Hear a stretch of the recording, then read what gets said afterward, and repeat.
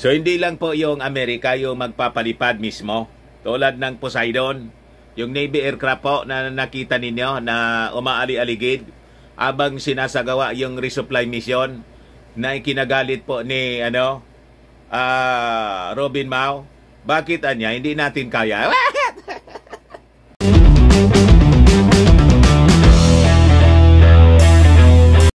Another good news mga kababayan. Yung pangatlong eroplano mga kababayan na mula sa Amerika ay diniliver na sa atin.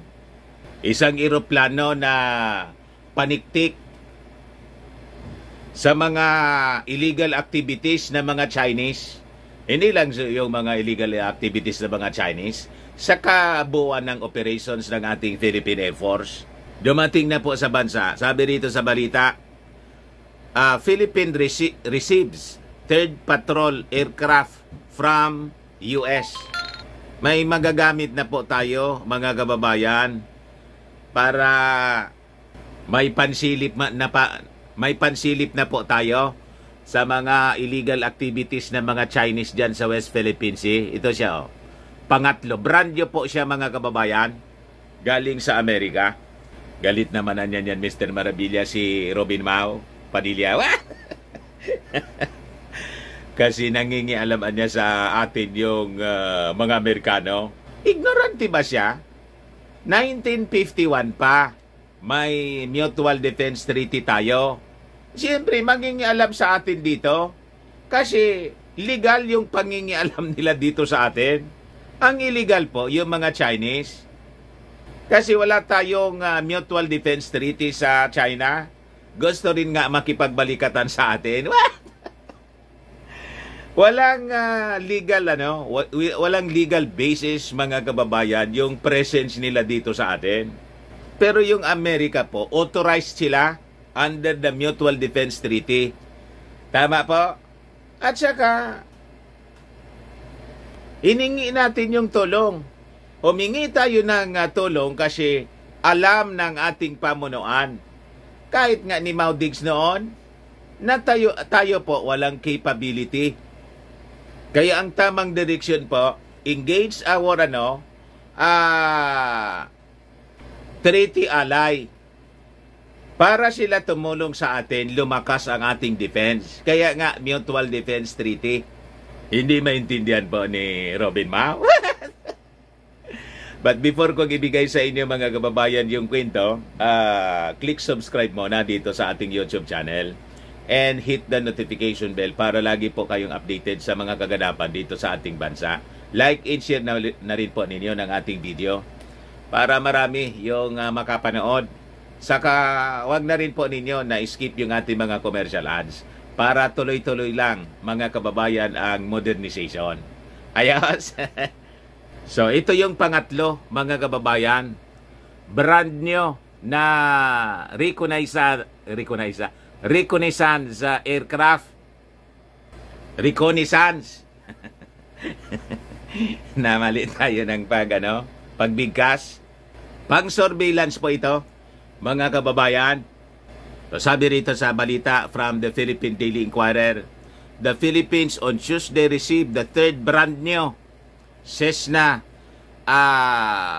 208B Caravans Intelligence, Surveillance, and Reconnaissance or ISR aircraft galing pong Amerika.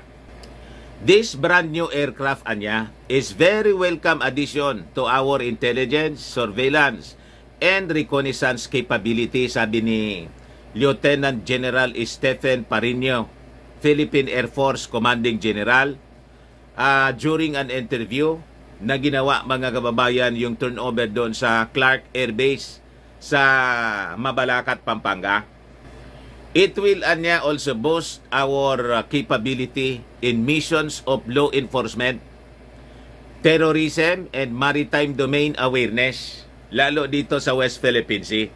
So hindi lang po yung Amerika yung magpapalipad mismo, tulad ng Poseidon, yung Navy aircraft po na nakita ninyo na umaali-aligid abang sinasagawa yung resupply mission na ikinagalit po ni Robin Mao. Bakit anya hindi natin kaya? Kung kaya ba natin, hihingi pa tayo ng tulong? Hindi ba obvious? Maging si Mau Diggs po, sinabi niya na hindi man niya natin kaya na makipagira because of the military might ng China. Kaya binigyan niya ninyo kaming gawin na lang province. Di ba? So malinaw po, kaya ini-engage natin yung ating mga barkadang bansa.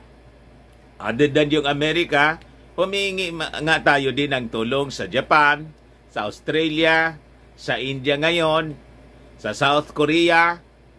Yung superpower nga po na Amerika, kailangan niyang kaalyado. Tayo, ginawang kaalyado rito.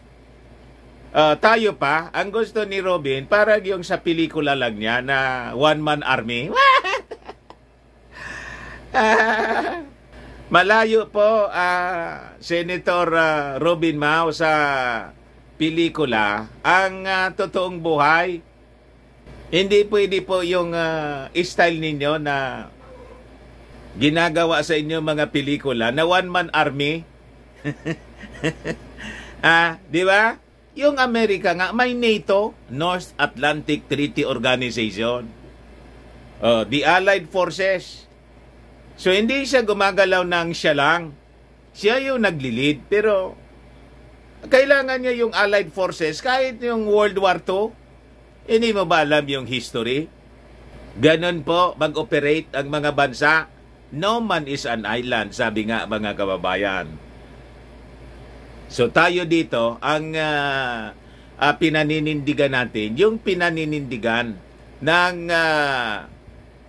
the like-minded nation, the international order, world order, na gustong baguhin po ng mga Chinese because of their expansionist policy ngayon. Kasi lumakas na yung kanilang ekonomiya at ang kanilang military. Understood, Robin Mau? Sabi ni Robin Mau, ako nga anya, pumunta doon, nakabangka lang. O di, pumunta ka uli doon na nakabangka at lusubin mo yung mga Chinese. Hindi yun madadala sa angas. Bakit pa niya na kailangan nating, inga ng tulong yung Amerika dito sa West Philippine Sea? Sabi niya doon sa Senado.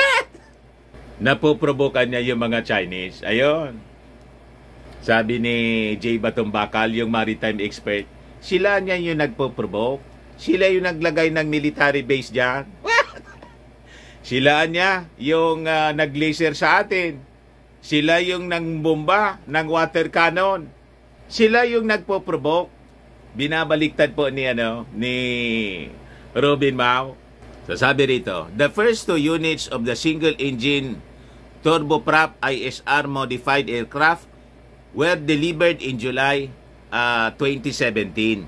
So itong aircraft, mga kababayan, sabi rito, has an upgraded integrated flight deck, audio panel, center console, audio control panels, cockpit displays, airborne sensor operators console, inertial navigation system, video encoder, sensor camera, and data link according to the Philippine Air Force. Sabi ng PAF na itong eroplanong ito na pang-surveillance po, acquired through the United States grant awarded to the Philippines could endure 5.5 hours of flight with a maximum operating altitude of 10,000 feet. So tamang-tama ito. Maliit lang itong eroplano. Pang-surveillance nga yung purpose nito. Tamang-tama ito para may eye in the sky po tayo dito sa West Philippine Sea. So hindi lang tayo nagre-rely lang sa Poseidon Navy aircraft ng Amerika. So mayroon din po tayo. Ito po yung speech ni Defense Secretary Gibo Teodoro during the turnover ceremony doon sa Clark Air Base sa Pampanga. Pakinggan po natin yung porsyon ng ganyang mga sinasabi. Tribute to national peace. Peace in our land. Ito po siya. One of our national security goals. Another national security goal which is of paramount importance now, is the ability to secure the territory Medyo mababa yung volume. of our country, to secure our sovereign rights and our jurisdiction for two things. Number one, we are upholding a rules-based international order and international law. And number two, national peace cannot be sustained if we cannot secure our sovereign rights in these areas which rightfully belong to the Filipino people and Yan. our successors. And so we begin this leap today because we have international law, the law of nations, and the interests of the Philippines in mind. And I encourage everyone here to literally think the big picture now, because our scope of operations has definitely increased. So yan po mga kababayan, yung naging speech ng ating magaling na Defense Secretary, Gibo Teodoro.